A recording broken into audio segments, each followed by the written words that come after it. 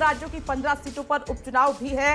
एक लोकसभा सीट है जिस पर उपचुनाव होना है। यूपी की 9 सीटें इस पर शामिल है उपचुनाव। पंजाब की 4 सीटों पर मतदान होना है। केरल और उत्तराखंड की एक एक सीट पर आज वोटिंग होगी। इस पर हमारी पैनी नजर रहेगी। आप भी न्यूज़ 24 के साथ दिन भर बने रहिएगा। तो आज 3 राज्यों की 15 सीटें, यानी 4 राज्यों की 15 विधानसभा और महाराष्ट्र की एक नांदेड़ सीट पर उपचुनाव हो रहा है। बाकी आप जानते हैं कि महाराष्ट्र की 288 सीटों पर चुनाव हो रहा है और झारखंड की सेकंड फेज में 38 सीटों पर आज वोटिंग का दिन है, जिस पर हमारी नजर रहेगी। तो बिल्कुल आज देश की सियासत के लिए बहुत अहम दिन आज कहा जा सकता है और ऐसे में हर तस्वीर हर मतदान केंद्र से आपके सामने होगी। आज मतदाता किन मुद्दों को लेकर वोटिंग करने जा रहा है, किसकी किस्मत ईवीएम में कैद होगी, ये देखना होगा।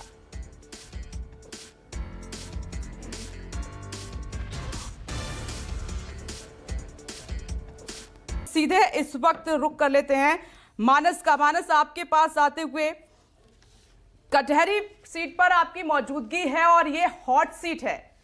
इस वक्त सबसे पहली तस्वीर हमें दिखाइए, क्योंकि फाइट इस बात बहुत दिलचस्प है। हाथ पे ले लो, हाथ पे। जी बिल्कुल, देखिए कटहरी वो सीट है जहां से लालजी वर्मा सांसद बने समाजवादी पार्टी से, और उसके बाद यहां पर उपचुनाव हो रहा है। इस बार उनकी पत्नी ही शोभावती वर्मा मैदान में, लेकिन यहां मुकाबला त्रिकोणीय है। और आपको बता दें कि ये सीट इसलिए इम्पोर्टेंट हो जाती है क्योंकि अयोध्या मंडल के भीतर आती है। ये तस्वीर सुबह की दिखाते हैं आपको। करीब 4 लाख मतदाता आज यहाँ अपना जो विधायक है उसको चुनेंगे। ये देखिए सामने देख रहे हैं कि अंबेडकर नगर कटहरी ये विधानसभा क्षेत्र है। पुलिस आपको नजर आ रही है, सुरक्षा बल यहाँ पर लगाया गया। और खास बात यह है कि उत्तर प्रदेश की 9 विधानसभा सीटों पर हर एक पे आपको ऐसी तस्वीर मिलेगी, क्योंकि सुरक्षा घेरा बहुत सख्त है विपक्ष के तमाम आरोपों के बीच।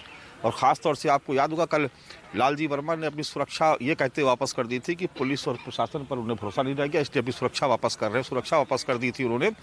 और उसके बाद से अखिलेश यादव ने भी एक पत्र लिखा था चुनाव आयोग को, सोशल मीडिया पर पोस्ट किया था। लेकिन आप देख रहे हैं सुबह से जो मतदाता है वो भीतर दाखिल हो चुके हैं। लोग अपना इंतजार कर रहे थे अपनी बारी अपना समय आने का। 7 बजे जैसे ही वोटिंग शुरू हुई, यहाँ पर जो सुरक्षा कर्मी थे, पुलिस कर्मी थे, उन्होंने चलिए तो वोटिंग शुरू हो चुकी है। महाराष्ट्र में क्या तस्वीर है, एक बार टिहरी से हमारे साथ सीधा लाइव आप देख सकते हैं। मानस, यहाँ का समीकरण भी समझाइए, क्योंकि देखा जाए तो उपचुनाव राज्य की सरकार के पक्ष में ही देखा जाता है, लेकिन इस बार जिस तरह से ताकत झोंकी गई है सभी राजनीतिक दलों की तरफ से, नाक और साख का सवाल बन गया है। कटहरी में क्या माहौल है?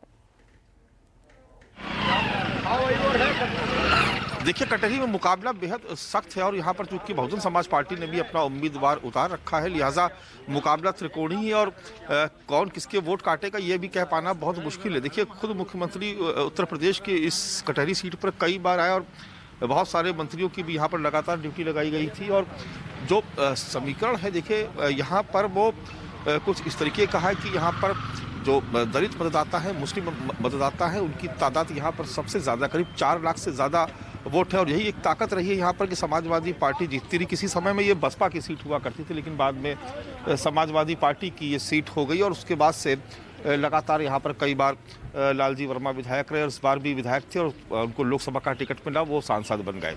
अब उनकी पत्नी शोभावती वर्मा यहाँ पर मैदान में है। दूसरी एक बड़ी जो यहाँ पर समीकरण है वो इस बात को लेकर के कि पिछड़ी जाति के मतदाता यहाँ पर बड़ी संख्या में, जिसमें निषाद की तादाद बहुत ज़्यादा है।